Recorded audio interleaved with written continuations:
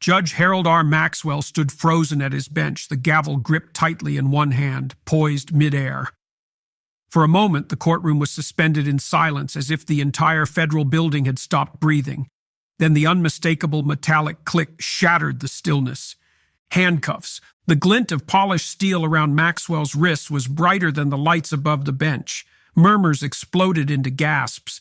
A court reporter's fingers hovered above her stenotype machine. Two federal agents, their jackets emblazoned with the Department of Justice insignia, flanked the once-feared judge. Across the courtroom, Pam Bondi remained seated, posture upright, face unreadable. A blue folder rested on the table before her, its label stark, Exhibit H. 15 minutes earlier, Judge Maxwell had laughed in her face. He wasn't laughing now. To understand how a federal judge went from laughing on the bench to being led away in cuffs on national television, you have to go back to that morning. A humid Monday in Washington, D.C., tension already thick in courtroom 9B long before the gavel fell. At 9:02 a.m., the heavy oak doors creaked open and Judge Harold R. Maxwell entered with his usual flair. Robes billowing, chin raised, he moved with the confidence of a man who had spent 31 years dismantling cases and reputations from behind the bench. He was known as a judicial brawler, brilliant, arrogant, cutting, revered by defense attorneys, feared by prosecutors, particularly those like Bondi, who had reputations for rooting out corporate crime. The case that morning, United States versus Titan Dynamics, a titan in every sense. Multi-billion-dollar defense contracts, whispers of tax evasion, environmental abuse, bribery. Until recently, it had seemed untouchable. Then the DOJ brought in a name that signaled they meant business, Florida's former Attorney General Pam Bondi. At 56, Bondi was calm fire in a tailored Navy suit. Her hair pulled back tight, expression composed. She brought with her a stack of new evidence and a surgical style of cross-examination. She had made her career exposing massive fraud. Still, the moment she stepped into Maxwell's courtroom, the temperature dropped. Reporters lined the back row. Legal analysts leaned forward. Among the gallery were several men in dark suits, unassuming except for the small DOJ lapel pins they wore. Judge Maxwell took his seat, adjusted his glasses, and nodded to the court officer. "All rise," the bailiff called. As the room obeyed, Maxwell glanced at Bondi, gave a slight smirk, and began. "Let's hope we can get through this circus without any last-minute theatrics, Counselor Bondi." The tone was set. He wasn't just skeptical. He was out for blood. Bondi gave no visible reaction. She calmly reviewed her papers as the judge proceeded through preliminary motions. At 9:16 a.m., she stood to speak. Her voice was crisp, controlled. "Your Honor, the prosecution respectfully requests permission to introduce supplemental documentation pertaining to foreign transactions involving Titan subsidiaries and offshore holding accounts."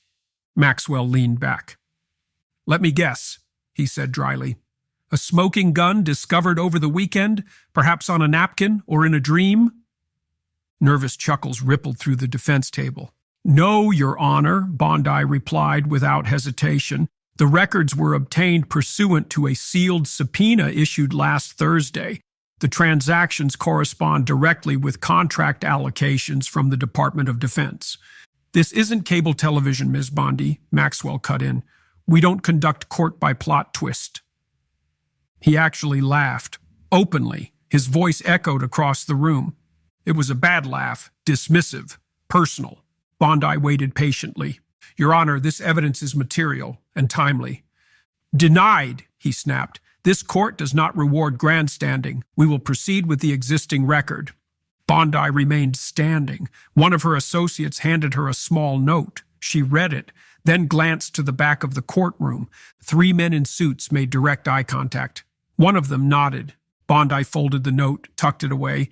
The judge banged his gavel. "We'll recess for lunch. Be back by 1:30. And Ms. Bondi," she looked at him, "try not to find any new conspiracies in your sandwich." He laughed again. But the gallery wasn't laughing, and in 15 minutes, neither would he. The courtroom reconvened promptly at 1:30 p.m. The gallery refilled faster than usual. Word of the morning's exchange had already begun to ripple through the courthouse. Everyone wanted to see what would happen next. Judge Maxwell returned to the bench with the same swagger as before. His ego seemed even more inflated, bolstered by the laughs he'd earned earlier. He adjusted his robe, scanned the crowd, and settled into his chair like a king returning to his throne. Pam Bondi was already seated, flanked by two new attorneys who hadn't been present that morning. Between them sat a stack of meticulously prepared blue folders. Their presence was understated but unmistakably deliberate. Maxwell raised an eyebrow. "Ms. Bondi, I assume your lunch break was productive," he said, sarcasm thick in his voice. "Very, Your Honor," she replied evenly, rising to her feet. "The prosecution has a matter of immediate concern to raise before proceeding." "Of course you do," Maxwell muttered, waving his hand lazily. "Let's get this over with. The defense has actual motions to argue." Bondi nodded to her assistant, who approached the bench and handed Maxwell a sealed document. "Your Honor, the prosecution respectfully submits a formal motion for your recusal from this case, effective immediately." The courtroom went still. Maxwell blinked, then blinked again. "On what possible grounds?" he said sharply, his voice rising. "On the grounds of demonstrated bias, undisclosed financial conflicts of interest, and potential personal involvement in transactions under investigation." Gasps rippled through the crowd. Even the court stenographer paused, her fingers frozen. Maxwell turned bright red. "This is a stunt," he barked, slamming his gavel. "I will not tolerate this kind of grandstanding in my courtroom." "Before you proceed, Your Honor," Bondi said, her tone calm but cutting, "I refer you to Exhibits A through E in the binder. These include records of 6 wire transfers from Titan Dynamics to a consulting firm registered under your brother's name." Maxwell flipped open the folder. The color drained from his face. "Furthermore," Bondi continued, "Exhibit F includes signed affidavits from 2 former law clerks attesting to conversations in which you expressed hostility toward my office and this specific case." The defense team shifted uncomfortably. Even they weren't smiling anymore. Maxwell opened his mouth to speak, but was interrupted by a sudden knock on the side door. A federal clerk entered, rushed to the bench, and handed the judge an envelope. He opened it, read, reread. It was a temporary stay issued by the appellate court. All proceedings were to halt pending review of the recusal motion. For the first time all day, Maxwell didn't have a comeback. "Your Honor," Bondi said, "with the court's permission, the prosecution requests to submit 1 additional exhibit into the record." Maxwell looked up slowly. His voice was subdued. "Go ahead." She nodded to her assistant, who brought forth another blue folder and placed it gently on the bench. "Exhibit H, an audio recording of a conversation between you and Mr. Alan Kerrigan, CEO of Titan Dynamics, dated 2 weeks ago at the Falcon Club, during which you assured him in explicit terms that this case would never see a jury." Maxwell shot to his feet. "This is outrageous." "The recording was obtained legally," Bondi replied, "and has already been reviewed by the Department of Justice's Office of Professional Responsibility." In the gallery, the quiet shuffling of reporters and onlookers turned into something else entirely. Phones were lifted. Whispered conversations turned urgent. Maxwell banged the gavel again and again. "Order! Order!" he roared. "This is my courtroom." Pam Bondi didn't move. "Respectfully, Your Honor," she said, locking eyes with him. "Not anymore." From the back row, 2 of the men in suits rose to their feet. One of them spoke clearly. "Agents of the Department of Justice, we are executing a federal warrant." The room erupted, not in chaos, but in awe. Judge Maxwell, still standing behind the bench, looked down at the agents. For a brief second, he seemed to forget how to speak. His mouth opened. No words came out. Pam Bondi turned to her team, collected her folders, and returned to her seat without saying another word. The courtroom had shifted. The balance of power had flipped. And Harold R. Maxwell's world was about to fall apart, live on national television. Judge Harold Maxwell's jaw flexed as he gripped the edge of the bench. His gavel rested silently to one side. Across the room, federal agents stood ready, yet unmoving, a silent signal that the balance had already tipped. Pam Bondi remained seated, eyes forward, her blue folder closed neatly in front of her. She didn't need to say another word. The courtroom spoke for itself now. Stunned silence, shifting glances, a rising sense of disbelief. Maxwell cleared his throat and straightened his robe. For a moment it seemed he might try to recover. "These accusations," he said slowly, "are completely unfounded. The prosecution is engaging in—" The side door opened again. Another federal clerk entered with a new envelope. She crossed the courtroom with deliberate speed, whispering to the court deputy, who took the message to Maxwell. He opened it, his face slackened. A second order, this one, from the chief judge of the district. Maxwell was to cease all judicial duties pending an internal review of his conduct. He was officially benched. The air inside courtroom 9B was electric. "We request that you step aside immediately," the lead DOJ agent said calmly. Maxwell looked out over the gallery at the journalists with open notepads, the prosecutors and defense teams still frozen in their seats, and the law students watching with wide eyes. "This is absurd," he said, quieter now. "This is all based on political vendettas." Pam Bondi stood. "No, Your Honor," she said clearly. "It's based on bank records, on signed affidavits, on a voice recording. The evidence orchestrated this, not me." One of her associates handed her another folder. She stepped forward slowly and for the first time laid it directly on the bench herself. Exhibit I, 5 offshore transfers from Titan Dynamics to Pacifica Holdings, a Cayman-based account tied to Maxwell Trust, controlled by a registered agent linked to your daughter. Maxwell stepped back from the bench. A gasp swept through the gallery. "This court is adjourned until further notice," he muttered, turning toward his chambers.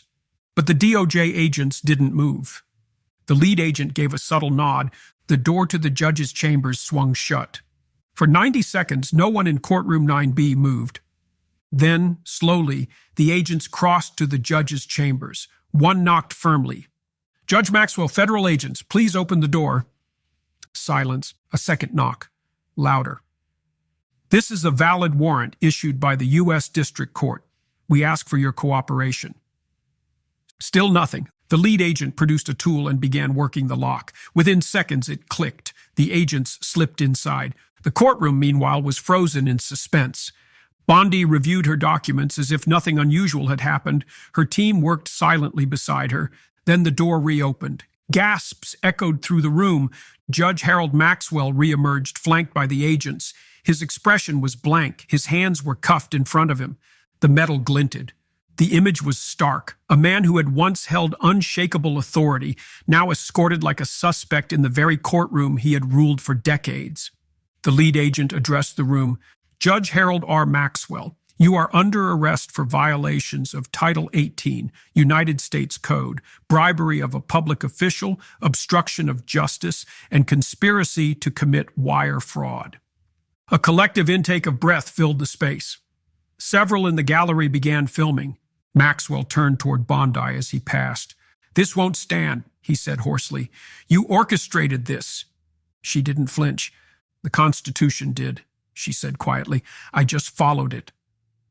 Reporters bolted for the exits, already composing headlines. Your judge in cuffs trended within minutes.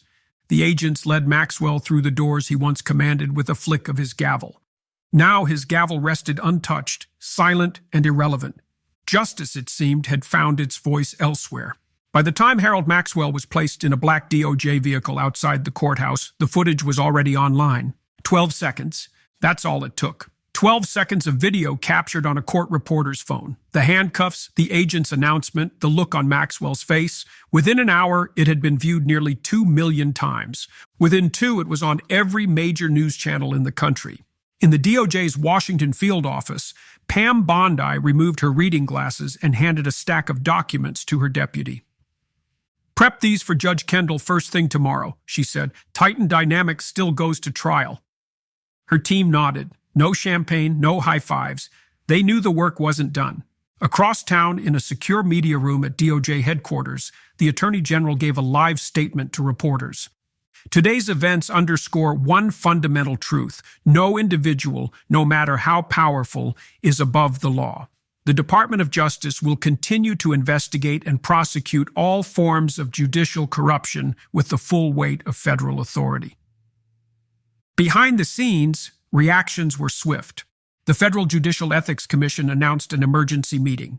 The Senate Judiciary Committee called for a full audit of past rulings linked to Maxwell. Two law firms quietly cut ties with tightened dynamics. And in courthouses across America, judges sat a little straighter, spoke a little softer. The ripple had begun. Back in courtroom 9B, a clerk quietly removed the engraved nameplate from Maxwell's bench. In its place, a simple laminated card. Visiting Judge, Honorable Maria Kendall. Symbolic, quiet, final. Outside, the press had doubled, tripled. Satellite vans lined the sidewalks, feeding images across the world. When Bondi finally exited just after 5 p.m., she didn't stop at the microphones. She gave a single quote. "We came here for one thing, accountability. That work continues tomorrow." Then she walked straight past the flashing cameras, down the courthouse steps, and into a car that pulled away with no fanfare.